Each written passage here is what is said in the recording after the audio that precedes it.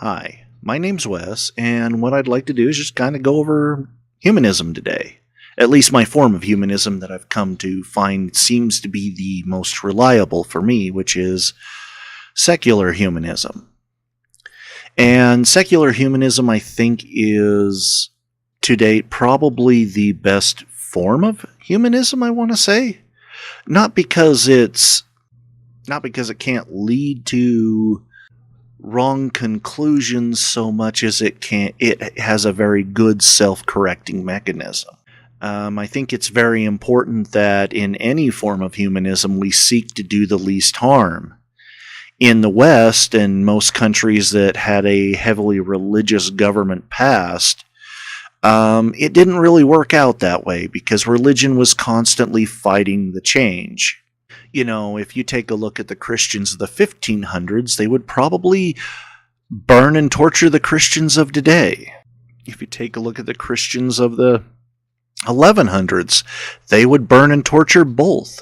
We don't really see any consistency, and you can even go to other countries and you'll see radical forms of Islam and lenient forms of Islam, and then you'll see it go back to re-radical form of Islam.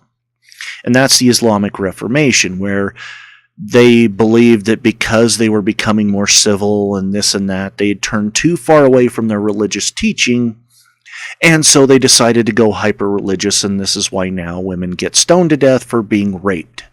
So, to me, honestly, it seems like it just keeps perpetuating more harm to hold on to religion as the arbiter of morals. It doesn't seem to have any special knowledge. It doesn't seem to have any knowledge above and beyond what the people of the day had. And so this is where I think secular humanism has the upper hand. Even if you take forms of like Christian humanism, usually they take a lot more of the secular form of humanism, but they still try to claim they believe in a God, and I think it muddies the morals. Because what ends up happening is when somebody says when people believe something is a dictate from God, to question it is to question their faith. And when you put anything, laws and things in that type of dynamic, how can you ever have reform? How can you ever have laws that are looking out for the benefit and the welfare of the people? And this is why John Locke of the Enlightenment and many others pointed out, you know, in order for the commonwealth to be healthy, we should rely on some other form of evidence. Because people should have a personal right to religion, and it seems odd that we would dictate you have to be this religion. Case in point would be like, how can a Catholic be Catholic if they have to be Protestant? It doesn't work. There are two conflicting beliefs in the same book. So you can't by proxy be forced to be Catholic and still be Protestant as a personal belief in God, because you're forced to practice a different religion. This one seems to be pretty obvious to me. Anybody who I've pointed it out to seems to go, well, yeah, that makes sense. I'm LDS. Why the heck would I want to be forced to be Protestant or Lutheran? You know, why would I want to be forced to be a religion I don't believe is how my God is? And so the Enlightenment basically came to the conclusion, and it seems to work wherever we apply it. The less religion you have in law, the better everybody is. Those who want to profess a belief in a God are welcome to, as long as they follow the laws of the Commonwealth. Because the Commonwealth is not there to enforce religion, it's there to enforce the welfare of the people. Maybe the welfare is a bad word, but the well-being of the people might be a better way to phrase it. But basically, it's about the people's health. It's not about the religion's health or the religion's identity. But to separate church from state, what you would really want to do is you'd want to say, okay, religion's here. We're going to set up laws here. Anything that religion says you must do that counteracts with law, you're still forbidden from doing. It's not because we're punishing their religion, it's just everybody in the society needs to do this for the benefit of the people. In other words, we're not punishing you because you're a Christian, we're not hindering your religious belief, Or if you're Muslim, it's just we're saying in order to be in this society and respect the rights of others to their personal autonomy and their personal belief in a God, you have to follow these lines. This is the concept of tolerance. Tolerance isn't about respecting, it's more about not unnecessarily hindering somebody else's personal expression. And so this gets muddied all the time, and I don't know why it's so hard to understand. If your freedom of speech infringes on the welfare of another, let's say you send rape texts, or you harass a person, you are no longer doing something that is just an expression of self. You are now causing a verifiable harm on another person.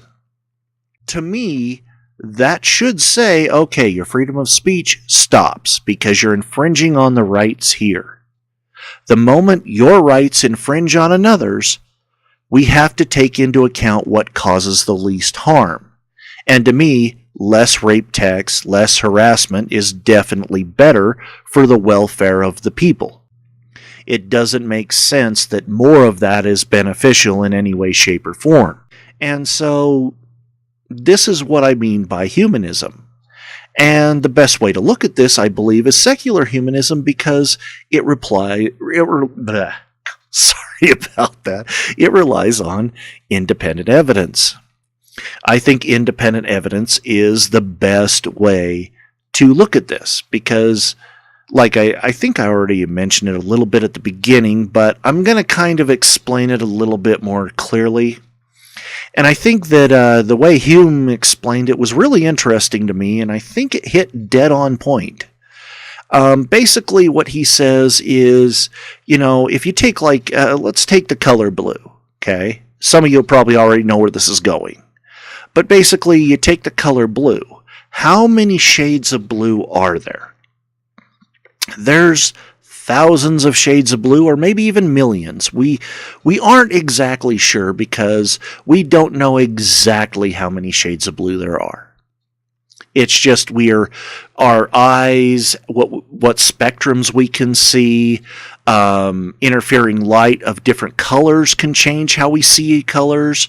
Basically, we only have our senses, our cognitive ability to interpret any experience we have. So let's say a person says they've experienced an exact shade of blue. And for this experiment, we're going to say that exact shade of blue they've claimed to have experienced has never been experienced by them or the whole of anybody ever. It just doesn't exist in reality. But they assert they have experienced this.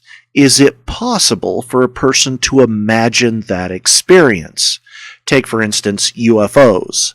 A lot of us know that there really isn't any evidence that UFO abductions have happened, yet you can talk to tons and tons of people who believe it is true.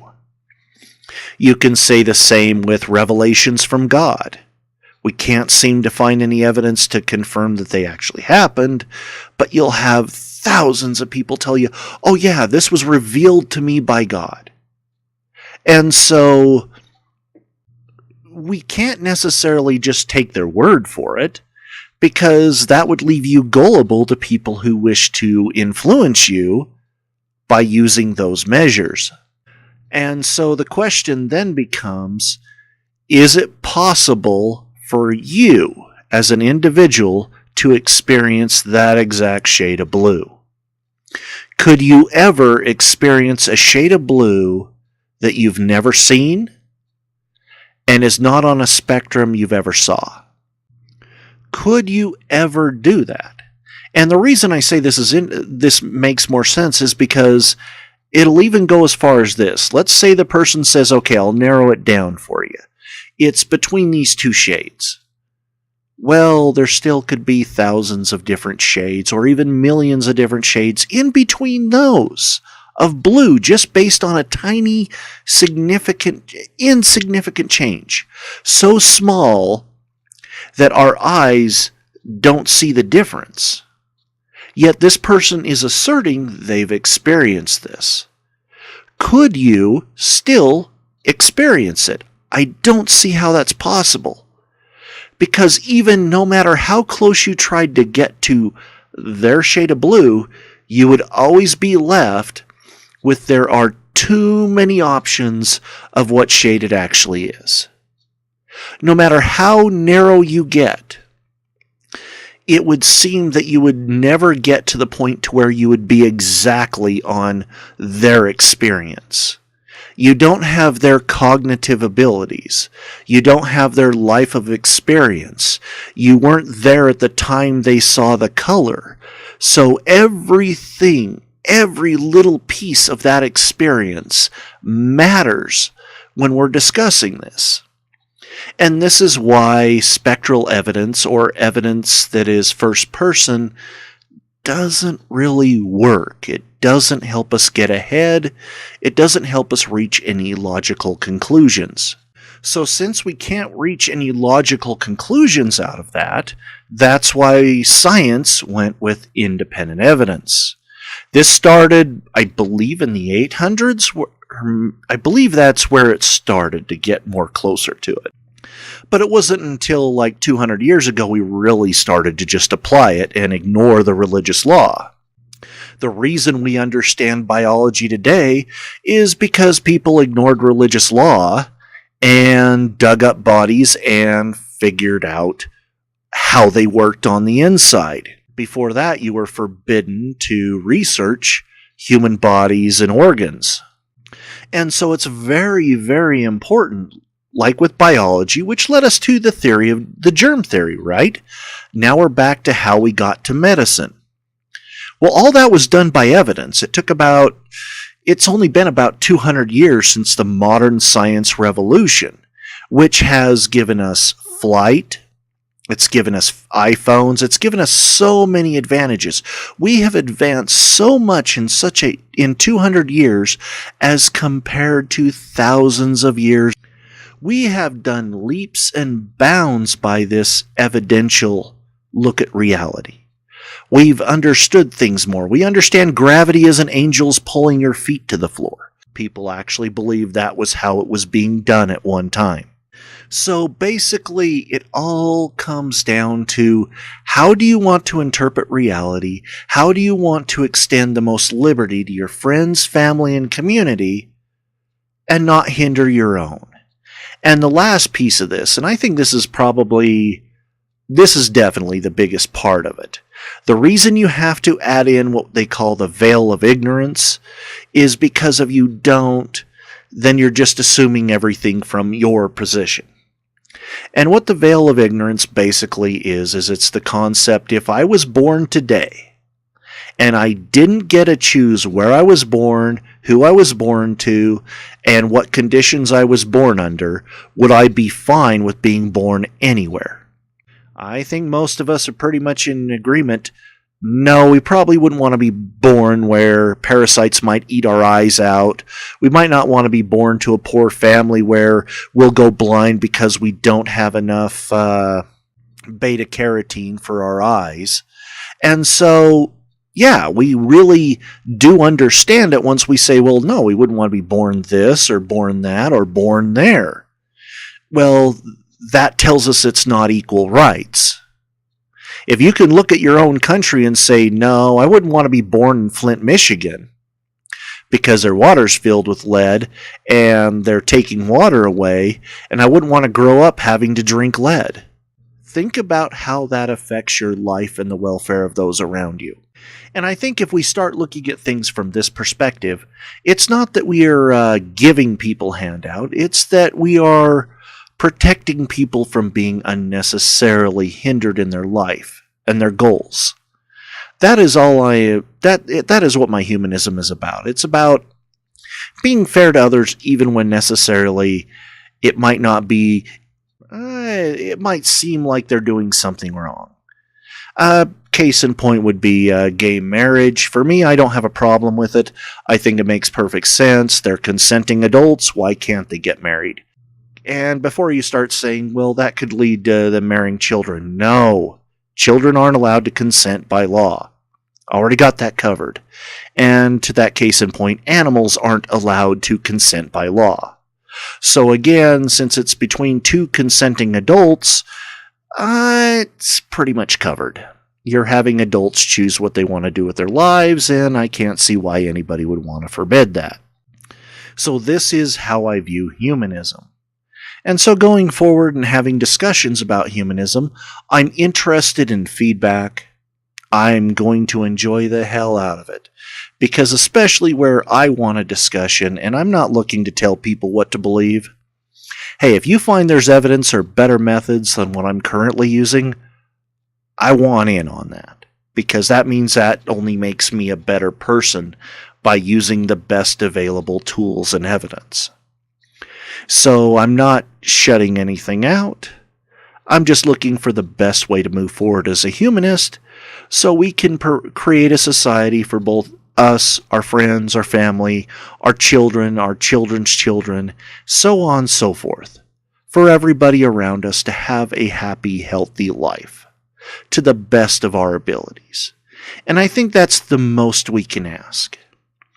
So as we go forward in this, please enjoy the discussions. Tell me if you like it, hate it, whatever.